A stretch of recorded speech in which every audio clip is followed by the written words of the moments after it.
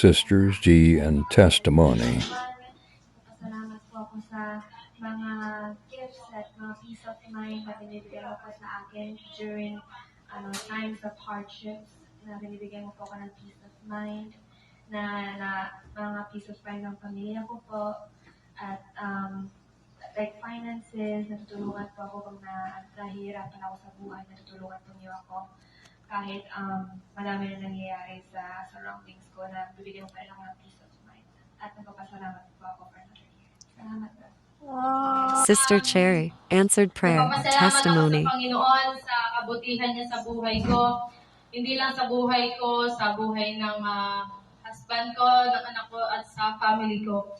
At nagpapasalamat ako sa provision na patuloy na binibigay niya sa amin, sa protection, sa araw-araw na pagtitinda nila mama kasama si CJ. So, nagpapasalamat ako sa protection na patuloy na binibigay niya sa kanila at sa amin din. And nagpapasalamat din ako sa Panginoon dahil after 4 years and 5 months, 4 years and 5 months, nandito na ulit ako sa Taiwan. Ang daming naging problema kasi 6 days before the flight, tumawag yung agency namin. Sabi niya, postpone daw yung flight. After, kailan ba yun? August 2 dapat yung flight ko. Pero 6 days before, tumawag yung agency namin na postpone daw yung flight. Yung deployment. And then, yung time na kasi yun, gusto ko na talaga, ang dami ko na kasing naging, struggle sa medical, na pending ang medical ko. Sa pagpunta sa agency, meron yung time na bumabagyo, nakapila kami, ang haba ng pila papunta sa bus station. So, ayun, at saka yung time na yun, nakaalis na din yung kapatid ko, nakaalis na si Sheila, nakaalis na din sana yung sunod sa akin na kapatid ko, pero hindi siya, naumayaw siya. Pero sabi ko, bakit postpone? Sabi ko. So that time, parang, ang sakit ba? Ang sakit. Talagang umiyak ako sa Panginoon, sabi ko sa sarili ko, ang sakit, pero iiyak pero hindi susuko. Iiyak pero patuloy naman mananampalataya, magtitiwala sa Panginoon. Yun yung nandito sa puso ko ng mga panahon na yun na umiiyak ako. So, ang dami kong natutunan dito sa journey ko na pag-a-apply na papunta dito. Sabi ko, hinasa yung puso ko talaga dito. Hinasa yung patient ko. Hinasa yung pananampalataya ko sa Panginoon.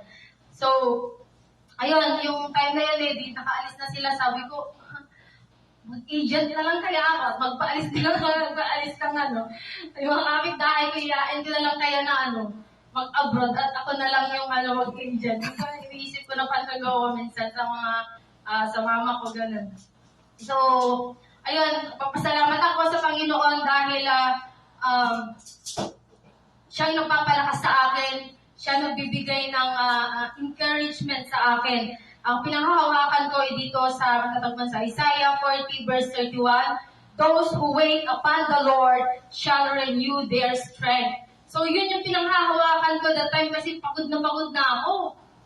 Sobra, pagod na talaga ako nung time na yun. And then, sabi pa na postpone. And then, after how many days, sabi na ng agency sa amin, cancel deployment.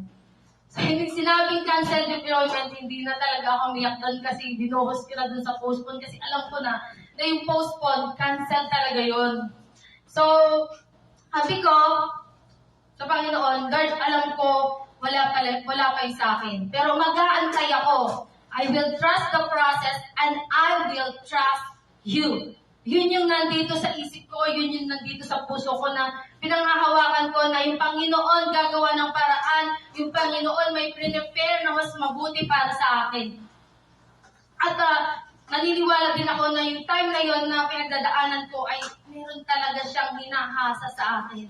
yung patient ko talaga, yung hinahasa niya the time. At saka yung pananampalataya ko na mas lalo tumibay, mas lalo tumatag. So, so yun, after 2 months, exact. Okay, so, ano na? Let's pray. Invite ko si Ma'am Dailin to pray sa kay Sis Gian. Okay, let's pray. Hallelujah, Lord Jesus. Hallelujah. Father God, hallelujah, Lord.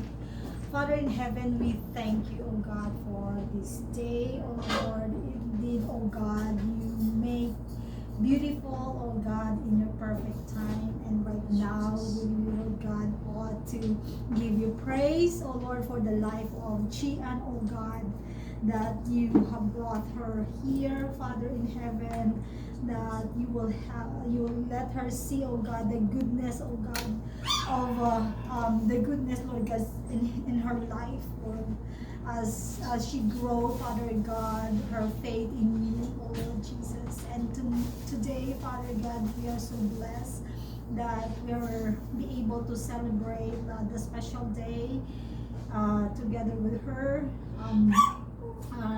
Kahit na, Father, that she will be celebrating her birthday on the 12th, but Lord, today we wanted, Lord God, to praise you for the life, oh God, that you have given to Chian. And today, Father, we, Lord God, speak forth, Lord God, blessing to her life. We speak forth, oh Lord God, compassion, oh Lord God, in the name of Jesus. We speak forth, oh Lord God, peace, Father God, to her family, oh Lord God. And Lord, every desires of her heart, Lord God, will be granted by you in the name of Jesus. In the name of Jesus, I pray, Lord God, that you will continue, Lord God, to lift up, oh God, the hearts of Chian, Lord God, as she grow, Father God, in her faith, Lord God, in you, Father, and that she will be able to establish, Lord God, relationship, Lord God, a deeper relationship with you, Father God. And let it be, Father, that you will grant every wishes of her heart, Lord God, whatever it is, Lord God, you know her heart, Father. And tonight, today, Father, we give to you, Lord God, this life, and we offer this life to you in the name of Jesus. Thank you, Lord God, for this life. I know that you love this life so much, oh Lord God, that we cannot, Lord God, together with her, Lord God, we cannot contain, Lord God, the joy that you gave to us with her presence today, Father. Salamat kay Lord, and to you we bring back the glory, the honor, and thanksgiving in Jesus' name. Amen! Pailawin uli. Happy birthday to you. Happy birthday, happy birthday, happy birthday to you. So, Ma'am, maraming salamat po sa pagkakataon ito na magkakasalo-salo kami sa tanghalian. Yes. Naway i-bless niyo po ang mga pagkain ito upang bigyan kami ng kalakasan upang pagsilihan pa po kayo ng naaayon po sa inyong kagustuhan. Ingatan niyo rin po kami sa aming paglalakbay mamaya pag-uwi. At po ng ito ay dinadalangin namin sa matamis at pangalan po ni Jesus. Amen! Happy birthday to you. Happy birthday.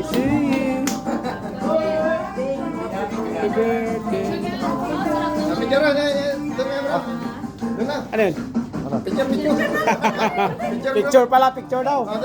Yung iPhone, no? Ano yung mga iPhone nyo? Wala po. Ito. Mga iPhone nyo? Birthday to you.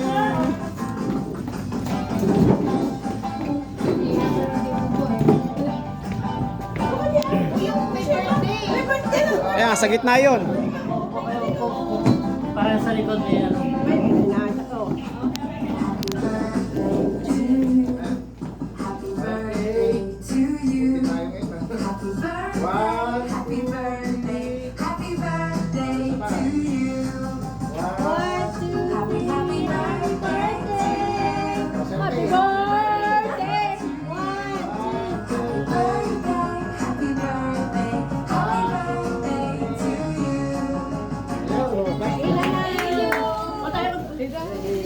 Happy birthday, sweetie. Happy birthday, sweetie. Happy birthday, sweetie.